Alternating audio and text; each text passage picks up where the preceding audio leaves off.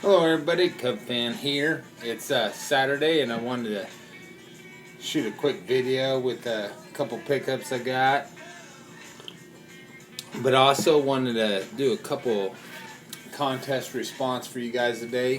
First one, Purple GT 22, and he asked, how has YouTube affected your life? And I actually like this one because it really made me think about it, and for the most part, it's been an extremely positive experience. But with anything, it's got its bumps in the road.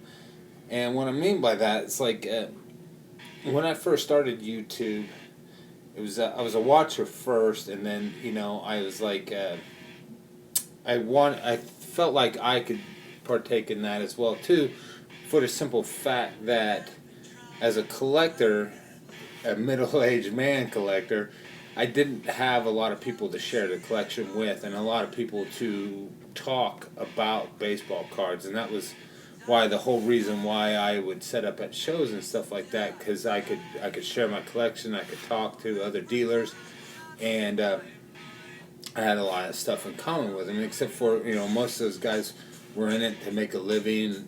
Was doing something they loved, but they could make a living off of it, and making a living off of it wasn't something I wanted to do, because each card for me held a story, and so I felt like every time I was selling that card, I was selling my part of my story, and I would lose something from that. So I didn't really care for it too much, but the whole reason I did it is I wanted to be able to be around other collectors and share my collection. So when I started YouTube, that's what it was about for me, was being able to share my collection. So I mean, it had a positive impact right off the bat, because the YouTube community is unbelievable, and I was accepted right away.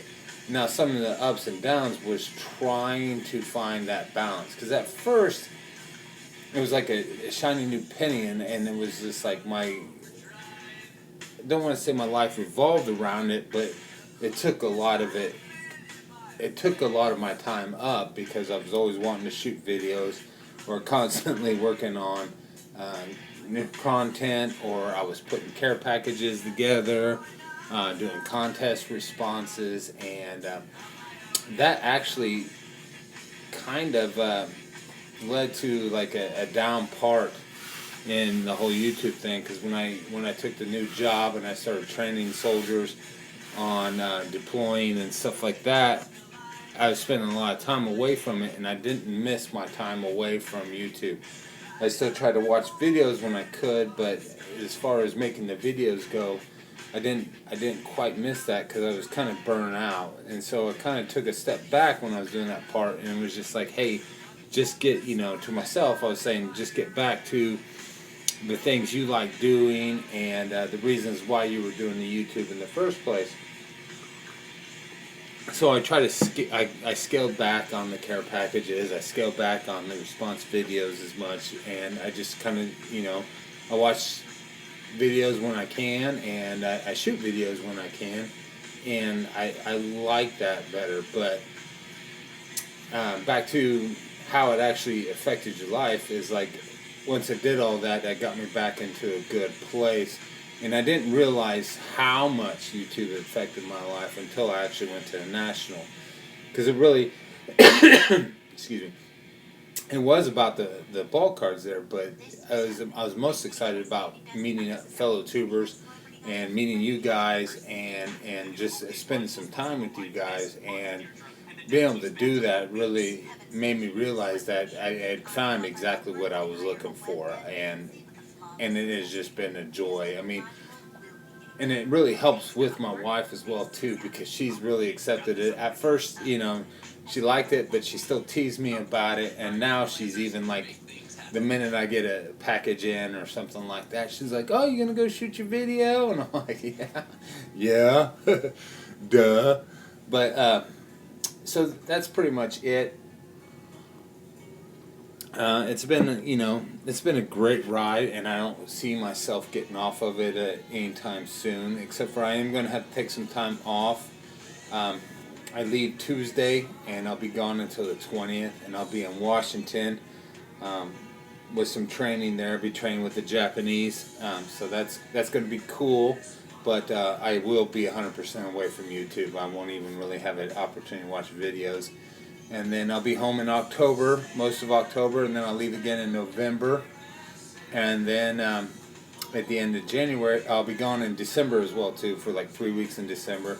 Be home for the holidays, and then I leave the end of January, and I'll be gone for a year because my unit's deploying to Afghanistan. So that's it's kind of bittersweet, but you know, it is what it is, and so I'll be away. But I hope, you know, once things calm down, of course, then I'll be right back into the YouTube game 100% again. But with that being said, do have some pickups. A couple things I've picked up, of course.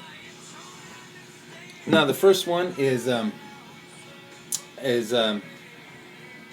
like me, like everybody else, I get an itch to crack packs.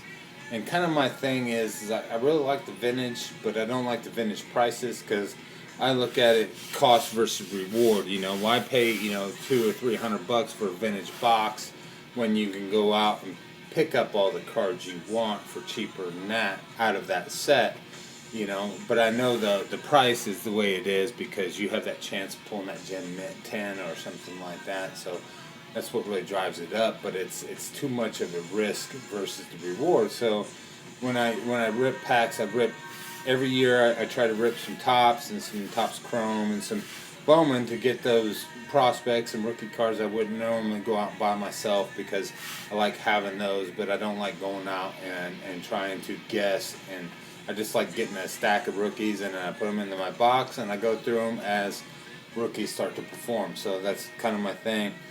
So with that being said, I like looking at older update products, and I was looking at some 2015 update, and I was looking at the rookies in there, and so I thought, you know, why don't I just look on eBay for a blaster or something like that?